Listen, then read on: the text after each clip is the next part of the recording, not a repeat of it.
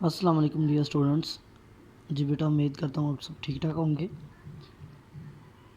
आज हम बेटा अपना लेक्चर नंबर 13 स्टार्ट करना जा रहे हैं। एक्सरसाइज हमारी 9.2 है, उसका क्वेश्चन नंबर 7 है। लेक्चर नंबर 13 स्टार्ट करेंगे।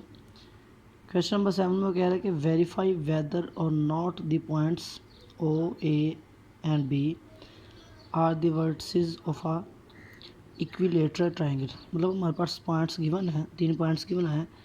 हमने उन पॉइंट्स से ये शो करना है कि क्या वो पॉइंट्स इक्विलेटरल ट्रायंगल के हैं, ठीक है ना।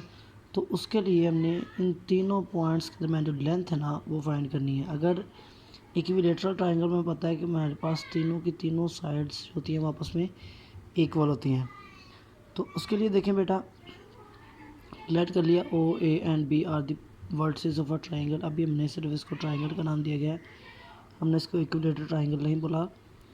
सो बेटा तो हम क्या करेंगे, ओ से ए तक का ये वाली साइड का डिस्टेंस निकालेंगे। वही हम यहाँ पे डिस्टेंस फार्मूला करेंगे, x2 माइनस x1 का square plus y2 minus y1 का स्केयर। x2 हमारे पास 3 स्केयर रूट है और x1 हमारे पास 0 है, y2 हमारे पास 1 है और y1 हमारे पास 0 है।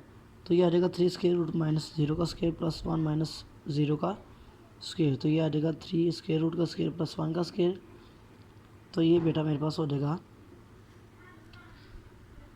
3 प्लस 1 का स्केयर रूट इक्वल 4 और 4 के स्केयर रूट। अच्छा, यहाँ पे स्केयर रूट की 2 वैल्यूज आती हैं बेटा, और लेंथ के लिए हम ऑलवेज पॉजिटिव वैल्यू यूज़ करते हैं। तो ओ ए लेंथ हमारे पास आ गई 2। नाउ अब हमने लेंथ फाइंड करनी है ओ से बी तक का पॉइंट का डिस्टेंस जो दूसरी साइड है वो फाइंड करनी है। सेम बेटा उसी तरह x2 माइनस x1 का square y plus y2 minus y1 का स्केयर।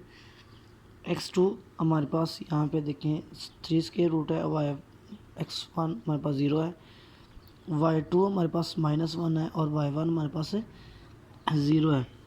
तो 3 स्केयर रूट माइनस 0 का स्केयर प्लस -1, ये y2 था, माइनस 0 का स्केयर, ये मेरे पास 3 स्केयर रूट ही आ जाएगा और ये मेरे पास -1 आ जाएगा।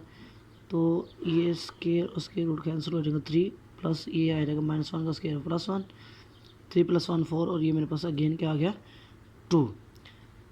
तो बेटा यहाँ तक अभी मैंने सॉल्व किया तो दो साइड्स हमारी क्या आ गई हैं, इक्वल आ गई हैं। पहली साइड की लेंथ भी आई 2 आई और दूसरी साइड की लेंथ भी आई 2 आई। अब हमारे पास जो थर्ड वाली साइड है ना, बी ए या ए बी, ये हमारे पास रह गई, हमने वो फाइंड करनी है। तो वो भी देखें, x2 माइनस x1 का square plus y2 minus y1 का स्केयर। x2 हमारे पास 3 स्केयर रूट है, माइनस x1 हमारे पास 3 स्केयर रूट है, प्लस y2 हमारे पास -1 है और x जो y1 है वो हमारे पास 1 है। तो -1 -1 -2 का स्केयर और ये मेरे पास दोनों कट जाएंगे तो क्या आ जाएगा 0। तो -2 का स्केयर 4, 4 प्लस 0 4, 4 का स्केयर रूट क्या आ गया 2। तो ये देखें तीनों साइड्स बेटा हमारे पास क्या आ रही हैं, इक्वल आ रही हैं। तो इसका मतलब है कि ये जो पॉइंट्स हैं ये किसको डिनोट करते हैं, vertices of a equilateral triangle. इसके बाद क्वेश्चन नंबर 8 है बेटा, कहता है show that the points A B C and D, 4 points हमारे पास गिवन है, are vertices of a rectangle. बेटा हमने अब ये शो करना है कि ये पॉइंट्स रेक्टेंगुलर के वर्टिसेस हैं और उसके बाद हमने बताना है कि find the length of its diagonals. और ये जो डायगोनल्स होते हैं ना, ये कॉर्नर पार्ट्स होते हैं डी बी और ए सी, ये हमारे पास डायगोनल्स होते हैं। इन डायगोनल्स की भी हमने दोनों डायगोनल्स की बेटा लेंथ फाइंड करनी है और हमने वो बताना है कि क्या ये दोनों डायगोनल्स आपस में इक्वल हैं कि नहीं है। रेक्टेंगुलर में हमें पता है बेटा कि आमने सामने की जो साइड्स होते हैं वो आपस में क्या होती हैं, इक्वल होती हैं। तो पहले हमने करना क्या कि ए बी लेंथ फाइंड करनी है, फिर हमने डी सी या सी डी लेंथ फाइंड करनी है। तो ये लेंथ इस वाली लेंथ के इक्वल आनी चाहिए।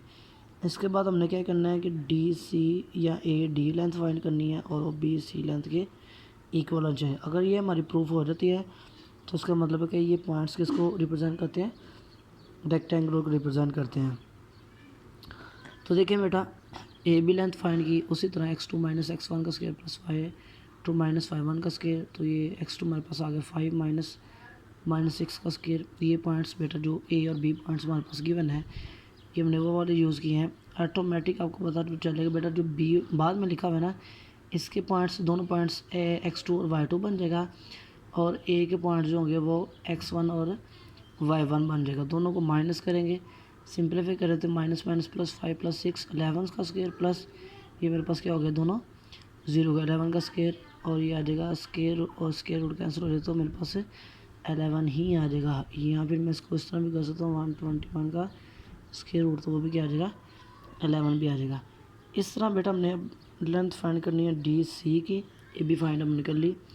डी सी फाइंड किया, उसी तरह x2 minus x1 values put की बेटा, तो देखिए minus minus plus minus minus plus, तो ये दोनों क्या आ गया कट के 0 आ जाएगा। 5 प्लस 11 तो 11 का स्क्वायर, उसी तरह क्या आ गया 11। देखा हमने कि ए बी साइड और डी साइड आपस में आमने सामने की साइड इक्वल आ गई। अब ये हमारे पास साइड्स हैं, तो यहाँ से हम ए डी और बी सी निकाल लेंगे। ए डी के लिए चेक करें x2 माइनस x1 का स्क्वायर, y2 माइनस y1 का स्क्वायर, वैल्यूज़ पॉइंट्स की वैल्यूज़ पुट की, x2 x1 की वैल्यूज़ पुट की, सिंप्लीफाई किया तो बेटा ये मेरे पास आ गया 3 स्क्वायर रूट। और जब बी सी साइड ली उसमें भी देखिए x2 माइनस x1, उसी तरह y2 minus y1 values put की, 5 माइनस 5 ये 0 हो गया, -8 माइनस माइनस 5 का स्क्वायर। बेटा ये बार बार मैं बता रहा हूँ कि ये पॉइंट्स ये वाले ये यूज़ है, ये x2 ये y2 बन जाएगा, ये x1 और ये y1 हो जाएगा, ये वही यहाँ पे यूज़ होगा। सिंप्लीफाई उसी तरह बहुत आसान है, माइनस सब्ट्रैक्ट करते जाएंगे, ऐड और सब्ट्रैक्ट करते जाएंगे। ये -8 में -3 का स्क्वायर, ये 9 ये आगे मेरे पास क्या गया, तो ये भी ए डी साइड और बी सी साइड भी मेरे पास क्या ही इक्वल है। तो इसका मतलब है कि ये पॉइंट्स एक रेक्टेंगुलर को शो करते हैं क्योंकि इसमें आमने सामने की साइड से इक्वल आ रही हैं। इसके बाद बेटा देखें कि हमने ये शो करना था कि इसके डायगोनल्स जो हैं वो आपस में इक्वल आना चाहिए। तो हमने क्या करना है कि फिर डी बी और ए सी इन दोनों साइड्स की लेंथ फाउंड करनी है, वो डायगोनल्स की लेंथ होगी और वो भी हमें क्या मिलेगी, इक्वल मिलेगी। ये बेटा इसका सलूशन भी ये मैंने यहाँ पे किया हुआ है, बी डी और ए सी दोनों साइड्स फाइंड की हुई हैं, और इसका भी हमारे पास आंसर आ रहा है 130 का स्क्वायर रूट, और इसका आंसर भी आंसर आ रहा है सॉरी 130 का स्क्वायर रूट। तो इसका मतलब कि डायगोनल्स भी क्या है, सेम है हमारे पास।